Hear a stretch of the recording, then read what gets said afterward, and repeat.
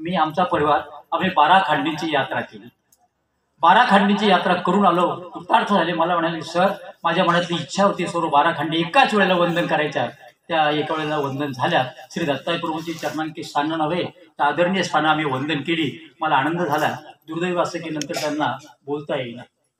परंतु अंतःकरणातली भक्तीची ज्योत ही मात्र शेवटच्या क्षणापर्यंत, शेवटच्या एका अपूर्व अशा प्रसंगापर्यंत अंतःकरणामध्ये जागी होते. बोलता येत नसेल परंतु भावना मात्र त्यांच्या नजरेतून दिसत होत्या, जाणवत होत्या, कृतीतून जाणवत होत्या. एखादा महंत, एखादा संत जर आपल्याकडे आला तर त्यांना असं वाटतं उठावं आणि याच्या गळ्यात आपण पडावं, आपण त्याच्याशी बोलावं. शरीर साथ देत नव्हतं, परंतु त्यावेळी त्यांच्या होणारी शरीराची हालचाल आज मानसशास्त्रामध्ये म्हटलेलं आहे की माणसाची परीक्षा ही त्याच्या देहबोलीतून दिसत असते, त्याच्या बॉडी लँग्वेजमधून समजत असते. आणि सुधाकर भाऊंचं शेवटचं आयुष्य हे अशा बॉडी लँग्वेजमधून समजायचं, हालचालीतून समजायचं की यांचं धर्मावर, संतांवर किती प्रेम आहे. त्यातल्या त्यात त्यांचे गुरुजी परमपूज्यश्री आजच्या सभेचे अध्यक्ष हे जर बघितले तर बाबांना कुठे ठेवू आणि काय करू आणि माझ्या अंतःकरणातले काय काय विचार बोलून दाखवू असं त्यांना व्हायचं. बंधूंनो भगिनींनो, अशा प्रकारचं एक धर्मशील व्यक्तिमत्व, त्या धर्मशील व्यक्तिमत्वाने केलेले संस्कार, त्याचं लावलेलं बीज, त्याच्यातून आजचा हा सोहळा इथे संपन्न होतो आहे. आणि म्हणून आपल्या सर्वांना भेटीचा योग आलेला आहे, संत दर्शनाचा योग आलेला आहे. आणि अधिक पद्धतीने सांगायचं झालं तर बंधूंनो भगिनींनो, महानुभाव पंथामध्ये 4 प्रकारची ईश्वर प्राप्तीची साधनं सांगितलेली आहेत: स्थान, प्रसाद, भिक्षुक आणि वासनिक. या सुखेने आल्यानंतर बंधू आणि भगिनींनो, या 4ही ईश्वर प्राप्तीच्या साधनाचा योग जमून येत असतो. आपल्या स्वामींचं एक रात्र निवासाचं हे संपूर्णपणे नाशिक जिल्ह्याचं नव्हे महाराष्ट्राचं वंदन असलेलं स्थान श्री सुखदानी बाबाचं. अरे नावच काय आहे स्थानाचं, सुखदानी. इथे आल्यानंतर तुम्हाला काय मिळणार आहे? माणसाला सगळ्यात काय हवं असतं? सुख पाहिजे असतं. संततीतून, संपत्तीतून, पदामधून सुखाची अपेक्षा असते. आणि हा सुखदानी म्हणजे भगवान श्री चक्र स्वामींनी केलेला तो निवास सदैव गेली 800 वर्ष येणाऱ्या प्रत्येक भक्ताच्या जीवनामध्ये सुखाचं दान देत असतो. आणि त्या सुखदानी बाबाच्या स्थानाच्या ठिकाणी आलं की स्थान वंदनाचा योग येतो. या महानवमीच्या निमित्ताने होणारं देवपूजा वंदन, स्थान, प्रसाद, देवपूजा वंदन हे प्रसादामध्ये बोलतो. प्रत्यक्ष परमेश्वर अवताराचा संबंध ज्याच्याशी झालेला आहे, असं संपूर्णपणे परमेश्वराच्या प्रसन्नतेने, स्पर्शाने आणि त्याची संपूर्णपणे दया, माया, कृपा, करुणा या सर्व शक्तीचा ज्याच्यामध्ये वास आहे, अशा प्रकारचा हा प्रसाद आपल्याला वंदनाला मिळतो. विशेषाच्या रूपाने हा प्रसाद आपल्याला वंदनाला मिळतो. या प्रसादांच्या निमित्ताने प्रसादाचं महत्त्व बंधूंनी अगाध आहे. तुमच्या मनाला आलेला कोणत्या प्रकारचा शीन असेल, मनाला आलेला कोणत्या प्रकारचा उद्वेग असेल, दुःख असेल, अंतःकरणाच्या अनेक भावनांचे जेव्हा आपल्या अंतःकरणामध्ये उसळतात, मन उद्विग्न होतं, मन कलुषित होतं, घरातली व्यक्ती गेली तर डोळ्यात अश्रू येतात, अंतःकरण कळवळतं. बंधन असे अनेक प्रसंग जीवनामध्ये येतात.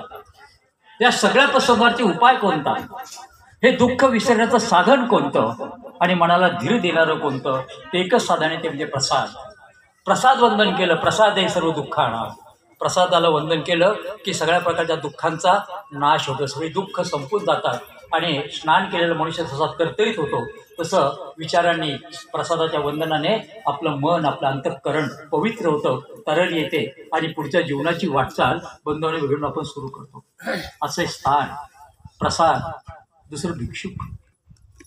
भिक्षुकाचं महत्त्व ही ईश्वर प्राप्तीची साधनं आहेत. आज प्रत्यक्ष परमेश्वराचं आपल्याला येथे वंदन करण्याला, प्रत्यक्ष त्याच्या चरणावरती मस्तक ठेवून आशीर्वाद घेण्याला आपल्याला संधी नाही. परब्रह्म परमेश्वर अवतार भगवान श्री चक्र स्वामी अद्यापही उत्तरेमध्ये अवतार कार्य करत आहेत. परंतु आपलं प्रत्यक्ष त्यांना वंदन करण्याची संधी नाही आहे. आणि म्हणून मग त्या जागेवर त्यांचं जे ज्ञान आहे, त्यांचं जे शास्त्र आहे, त्यांचे जे विचार आहे, त्यांनी सांगितलं जीवाचा उद्धार करणारं जे तत्त्वज्ञान आहे, या तत्त्वज्ञानाचं संप्रेषण, हे तत्त्वज्ञान आपल्यापर्यंत देण्याचं साधन म्हणजे भिक्षुक असतात. भिक्षुकाने ज्ञान संपादनासाठी आणि दुसऱ्याला ज्ञान देण्यासाठी संपूर्णपणे आपलं जीवन अर्पित केलेलं असतं. आणि म्हणून त्यांच्या सेवेतून, त्यांच्या वंदनातून, त्यांच्या विचाराच्या अनुग्रहातून आपण आपल्या सगळ्या प्रकारच्या जीवनाची वाटचाल करू शकतो. आणि त्या दृष्टीने आपण ईश्वरापर्यंत जात असतो.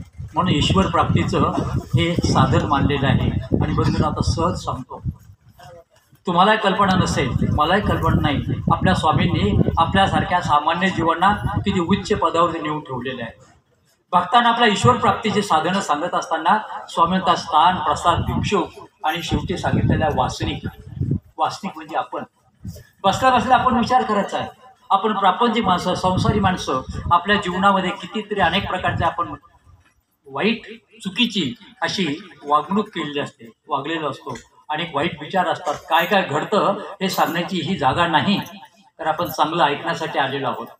आणि अशा वेळेला अशा सगळ्या प्रकारचा जीव सर्व दोषाचे आडे, स्वामींनीच सांगितलेले जीवाचं वर्णन केलेलं आहे. जीव काय आहे? जीव सर्व दोषाचे आडे. सर्व प्रकारचा दोष ज्यांच्यामध्ये सामावलेला आहे, असा जर कोणता पदार्थ असेल, असं जर कोणतं असेल, तर ते जीव सर्व दोषाचे आहे. आपलं संपूर्ण आयुष्य त्यांनी सेवेसाठी समर्पित केलेलं आहे, असं डॉक्टर श्री किरण देशमुख यांचं इथे आगमन झालेलं आहे. आपण टाळ्यांच्या गजरामध्ये त्यांचं स्वागत करावं आहे. सपत्नीक आले, त्यांना धन्यवाद देतो. व्याख्यानमालेत त्यांचे विचार ऐकण्याला आपल्याला मिळाले 28 तारखेला.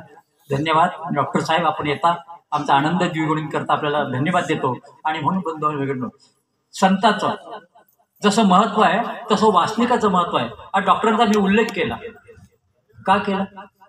एक गृहस्थाश्रम आहे, तसं म्हटलं तर व्यावसायिक. परंतु आपल्याला असलेली जी कला आहे, आपण जे शास्त्र आत्मसात केलेले आहे, ते फक्त स्वतःच्या स्वार्थासाठी वापरायचं नाही, ते स्वतःच्या प्रगतीसाठी वापरायचं नाही. जरूर ते वापरलं जाईलच, परंतु हे सगळं विसरून याच्या पलीकडे जाऊन माझं शास्त्र, मला मिळालेली कला, मला मिळालेलं ज्ञान, मला मिळालेलं सगळ्या प्रकारचे कौशल्य आहे, ते मी समाजाच्यासाठी वापरेल. डॉक्टरांची भूमिका ही आहे. वासनिकाला महत्त्व तर यासाठी आहे की जो दुसऱ्यासाठी झिजतो, जो स्थानासाठी झिजतो, प्रसादाच्या रक्षणासाठी झिजतो, जो ज्ञानासाठी झिजतो, प्रयत्न करतो, अखंडित मिळवणे त्याला तळमळ असते, आणि तो देव श्री चक्रधर मग जशी कधी प्राप्त होईल, मला कधी मिळेल, याची वासना ज्याच्या मनामध्ये सदैव जागी असते, त्याला म्हणतात तो वास.